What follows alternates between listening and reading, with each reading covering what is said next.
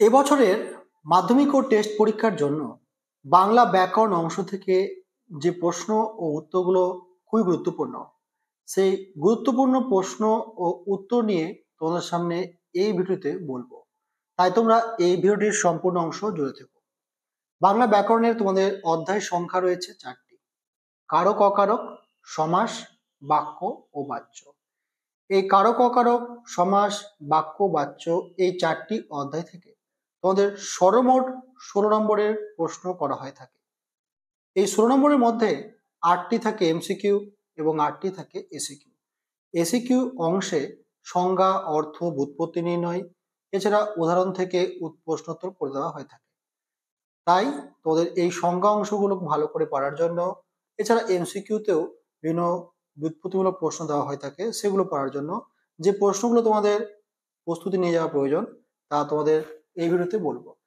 তাই তোমরা ভিডিওটি প্রথম থেকে শেষ পর্যন্ত দেখো। ভিডিও দেখা যাচ্ছে ভালো লাগে লাইক করো এবং চ্যানেল থাকলে অবশ্যই চ্যানেলটি সাবস্ক্রাইব করো। চলো তাহলে এবছরের মাধ্যমিক ও টেস্ট পরীক্ষার জন্য বাংলা ব্যাকরণ অংশ থেকে যে প্রশ্নগুলোর প্রস্তুতি নেওয়া প্রয়োজন সেগুলো দেখে নেওয়া যাক।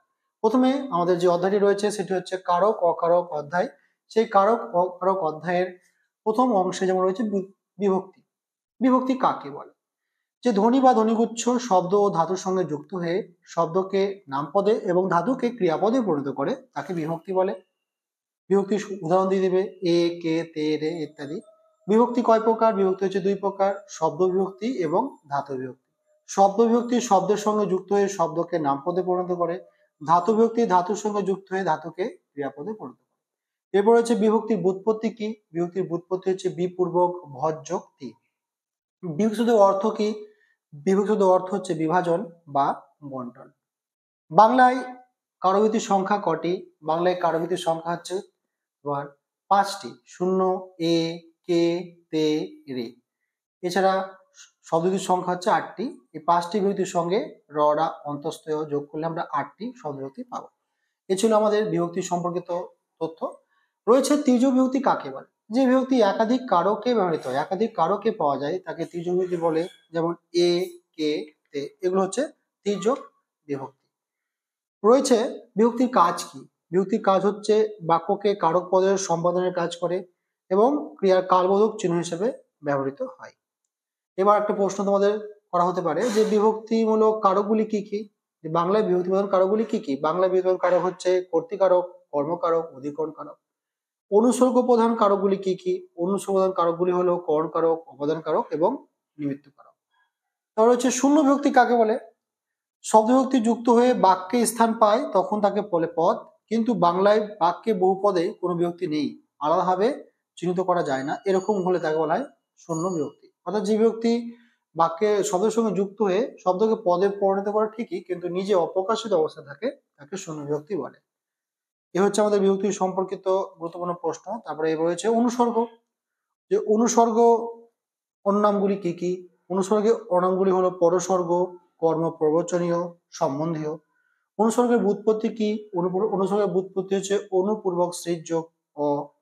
অনুসর্গের অর্থ কি? অনুসর্গ কথা অর্থ হচ্ছে পরে স্বর্গ বা পরে অবস্থান বা পরাবস্থান।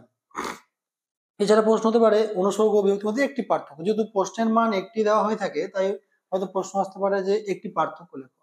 যে অনুসর্গের এক প্রকার অব্যয়, অনুসর্গ হলো এক প্রকার অব্যয়। বিভক্তি বর্ণ বা বর্ণ সমষ্টি যা শব্দের সঙ্গে যুক্ত হয়ে শব্দকে পদে পরিণত করে।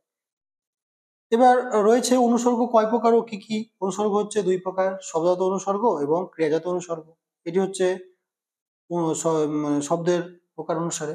এবার উৎসর্গ দিক থেকে অনুসর্গ হচ্ছে কয় প্রকার? 3 প্রকার: তৎসম অনুসর্গ, তদ্ভব অনুসর্গ, বিদেশী অনুসর্গ। তারপরে নির্দেশক কয় প্রকার? নির্দেশক হচ্ছে 2 প্রকার: একবচন নির্দেশক বা বহুবচন নির্দেশক। টিটা, খানাখানি এগুলো হচ্ছে নির্দেশকের উদাহরণ।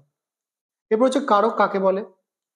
বাক্যে অন্যান্য পদের সঙ্গে ক্রিয়ার সম্পর্ক স্থাপন করা হলো কারক। অর্থাৎ বাক্যে ক্রিয়ার সঙ্গে অন্য পদের যে সম্পর্ক স্থাপন হয় তাকে বলা হয় কারক। কারক শব্দের ব্যুৎপত্তি কি? কারক শব্দের ব্যুৎপত্তি হচ্ছে ক্রি যোগ অক। হ্যাঁ। কারক শব্দের অর্থ কি? কারক শব্দের অর্থ হচ্ছে যিনি করেন বা যে করেন, এ হচ্ছে কারকের অর্থ। আমরা জানি কারক হচ্ছে 6 প্রকার: কর্তৃকারক, কর্মকারক, করণ কারক, অধিকরণ কারক, অপাদান কারক, নিমিত্ত কারক। কর্তৃকারক কাকে বলে? এই প্রশ্নটা দেখে রাখতে পারো, প্রতিকারক কাকে বলে? যে ক্রিয়া নিষ্পন্ন করে সে কর্তা, ক্রিয়ার সঙ্গে কর্তার সমযুক্ত পদকে বলা হয় প্রতিকারক। প্রতিকারক অনেক ভাগ রয়েছে, তোমরা অবশ্যই দেখে রাখবে। প্রয়োজককর্তা, প্রয়োজককর্তা কাকে বলে? যে কর্তা অন্য কাউকে দিয়ে কাজ করিয়ে নেয় তাকে প্রয়োজককর্তা বলে, আর যে কর্তা প্রয়োজককর্তার কাজ অনুসারে কাজটি করে তাকে প্রয়োজককর্তা বলে। আসতে পারে সমধার্য কর্তা উদাহরণ, যেমন লেখক লেখেন, বাজনা বাজে।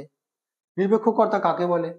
যে একটি বাক্যে যদি সমক্রিয়া ক্রিয়া এবং অসমক্রিয়া ক্রিয়া করে থাকে, অসমক্রিয়া ক্রিয়ার কর্তাটিকে বলা হয় নিরপেক্ষ কর্তা। রয়েছে সহযোগী কর্তা, ব্যতিহার কর্তার মধ্যে পার্থক্য।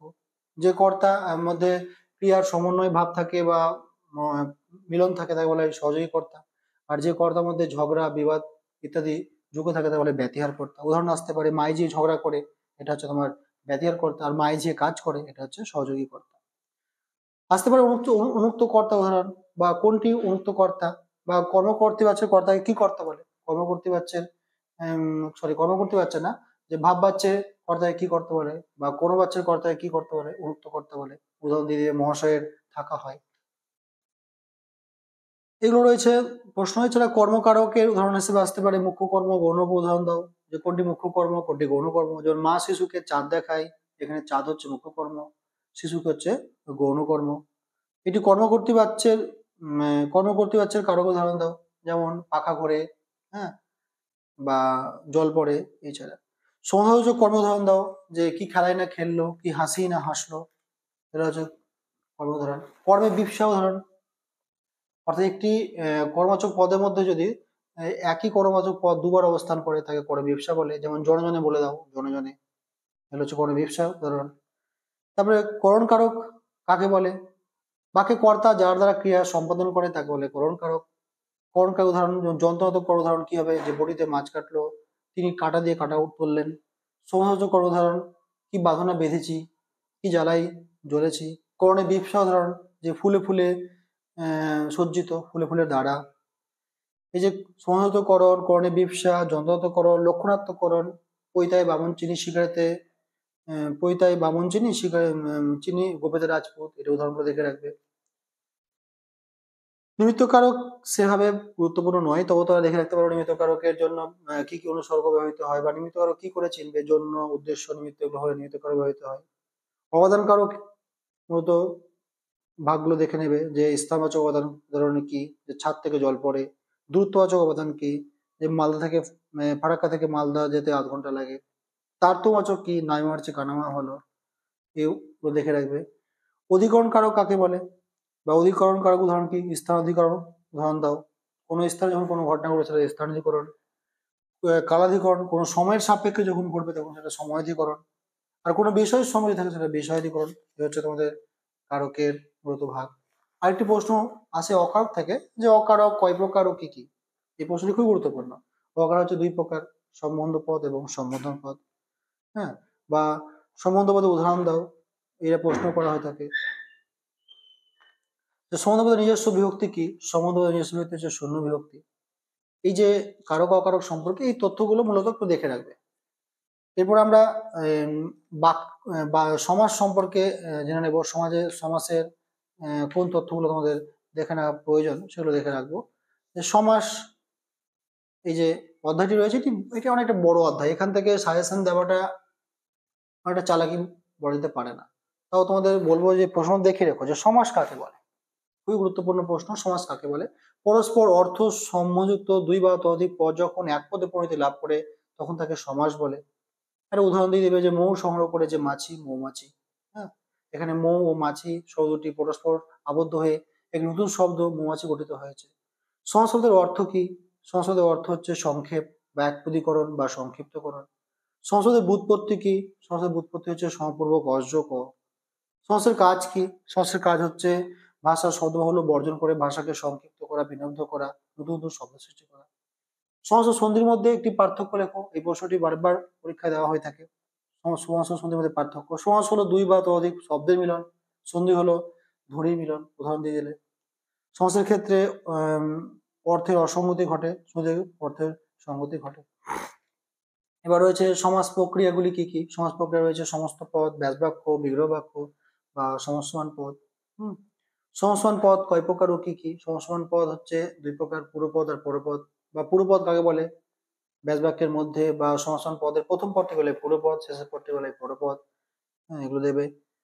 এরপর তোমাদের আসতে পারে উদাহরণ হিসেবে দিতে পারে, সমাসের শ্রেণী তো রয়েছে, উদাহরণ হিসেবে আসতে পারে যে দ্বন্দ্ব শব্দের আবিধানিক অর্থ কি?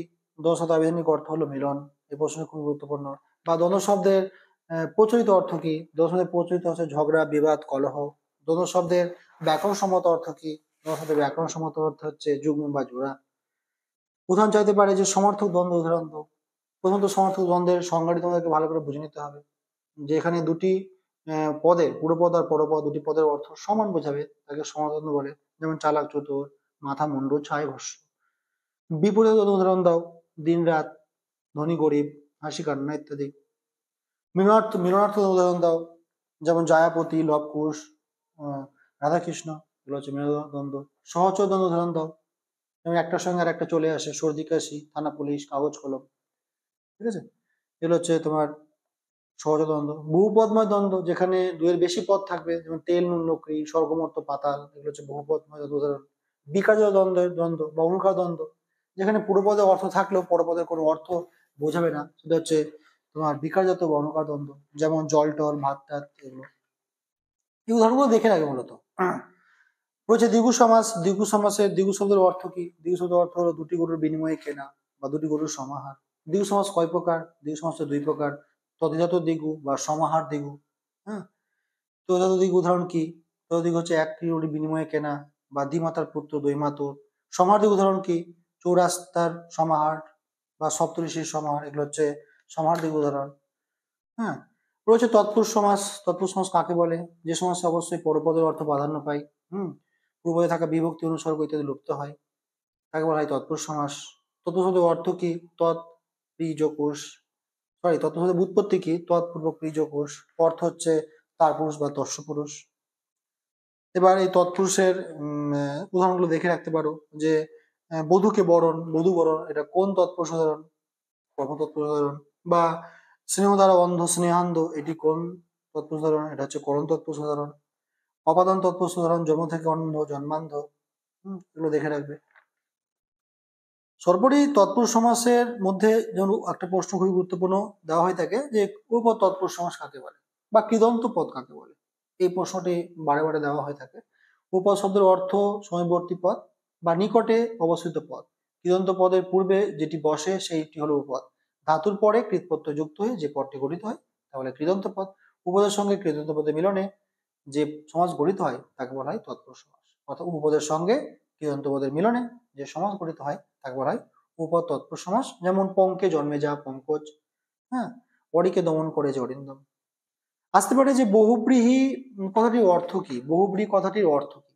বহুব্রী শব্দের অর্থ হলো ধনবান বা ধনী ব্যক্তি, বা বহু অর্থে প্রচুর, ব্রী অর্থে ধান আছে যা।